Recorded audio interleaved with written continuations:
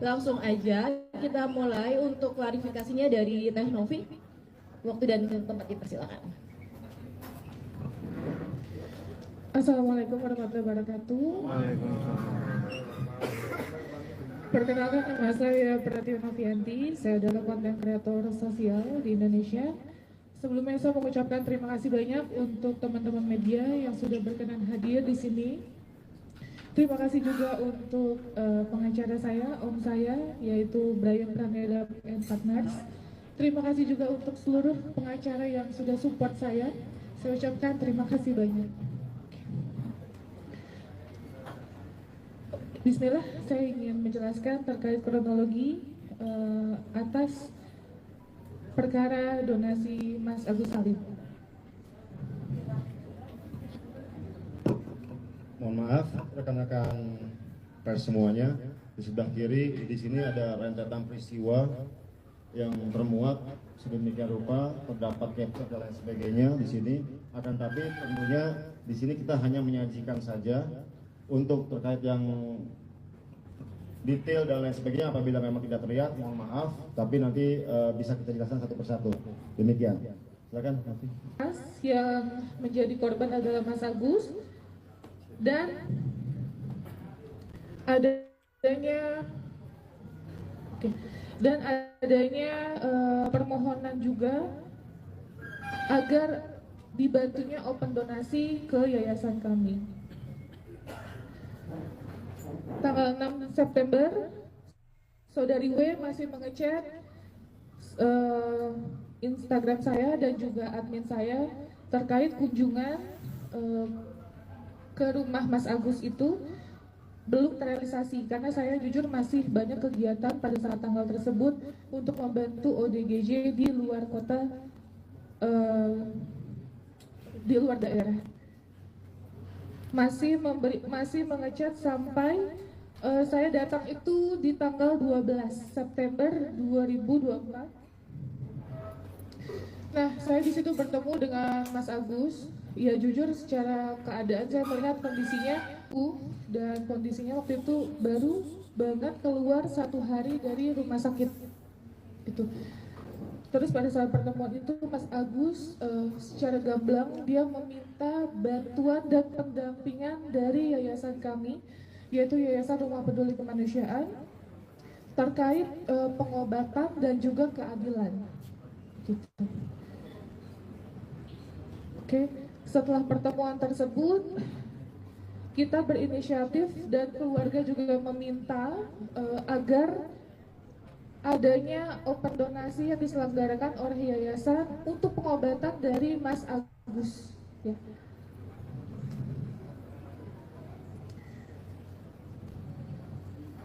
Oke, karena waktu itu posisinya kita pulang dari rumah Mas Agus itu sudah larut malam.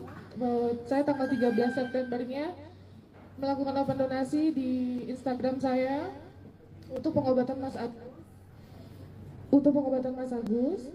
Terus 13 September kita melakukan open donasi dan pada saat tanggal 14 kita meng-up di YouTube saya gitu. Supaya apa? Supaya masyarakat bisa bantu lebih luas lagi karena kondisi Mas Agus pada saat itu butuh sekali penanganan yang cepat untuk operasi matanya. Tuh. Dan tidak lupa juga SOP dan rules dari kami yaitu terkait izin tayang. Jadi setiap saya selesai syuting, selesai wawancara, saya tidak lupa untuk meminta izin tayang oleh keluarganya. Jadi yang menandatangani adalah keluarga dari Mas Agus, yaitu Mbak W dan juga Mbak. Dan saya menyampaikan bahwa ini akan ditayangkan ke YouTube dan mereka pun tidak adanya masalah. Gitu. Mas. Izin saya lanjutkan ya. Ini masuk di tanggal 15. Jadi di tanggal 15 itu Tenovi itu kembali menghubungi Mas Agus ya terkait perkembangan bahwa kita juga berkabar dari keluarga Mas Agus bahwa Mas Agus ini sering istilahnya apa, depresi gitu kan, dan pada saat itu yang kita dapat informasinya bisa tenang salah satunya kalau bertemu atau ngobrol dengan Tenovi gitu kan. Akhirnya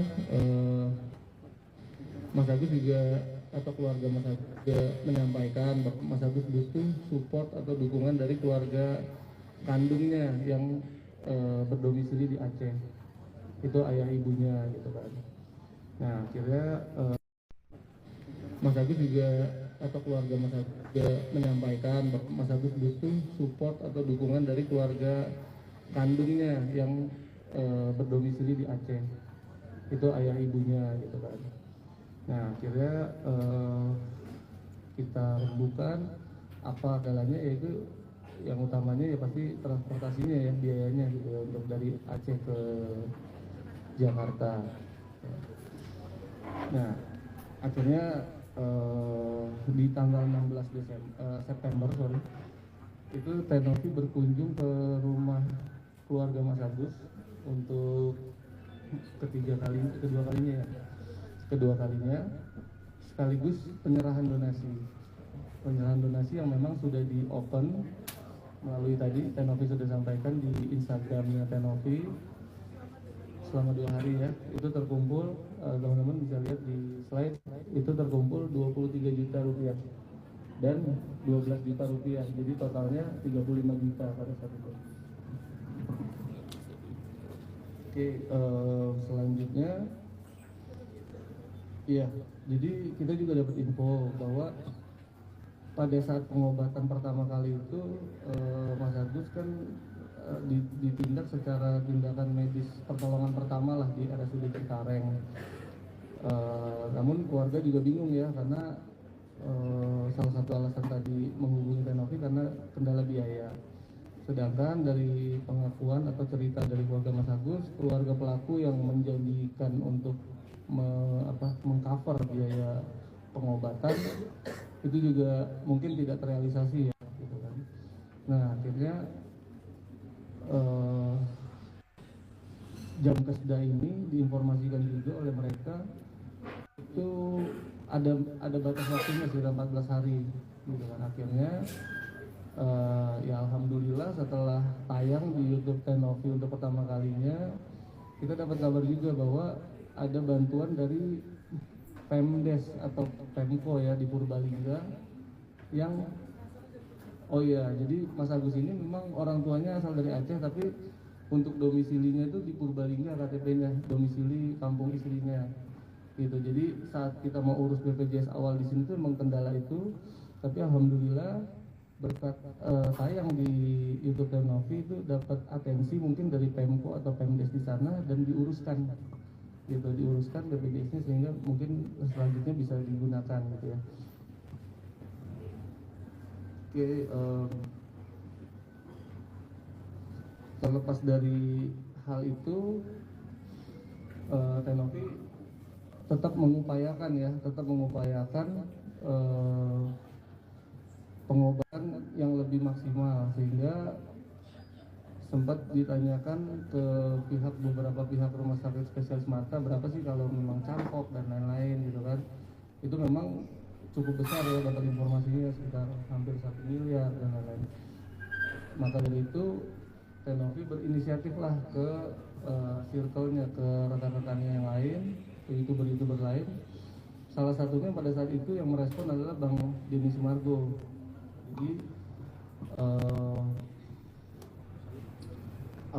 Jadi Mas Agus secara dijadwalkan oleh timnya Bang Densu itu untuk nanti podcast di tanggal 23 nanti ada di situ. Oke, kita lanjut ke tanggal 18. Nah di tanggal 18 ini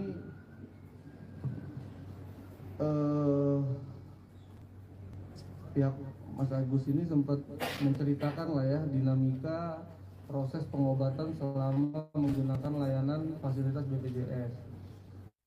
itu nanti kita nggak bisa terlalu banyak menceritakan detailnya gitu kan, karena kita juga berdasarkan cerita gitu ya.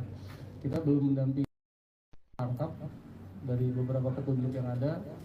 Itu pihak keluarga sempat menanyakan kalau operasi dengan biaya pribadi berapa sih gitu kan ke pihak rumah sakit. Itu disebutkan oleh salah satu dokter atau administrasi sana 35 juta.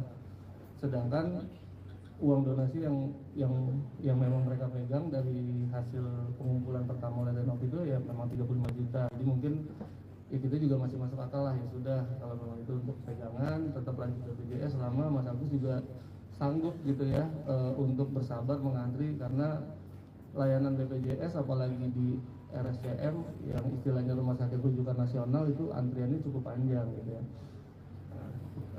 Selanjutnya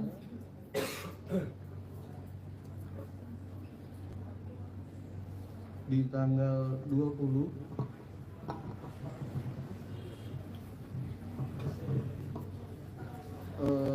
ya sama masih seputar BPJS gitu kan. Mungkin nanti teman-teman media nanti kita kasih rilisnya juga.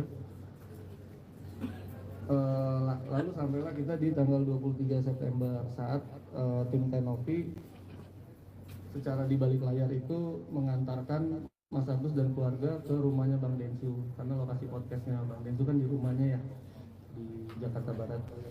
Nah di sini teman-teman bisa lihat bahwa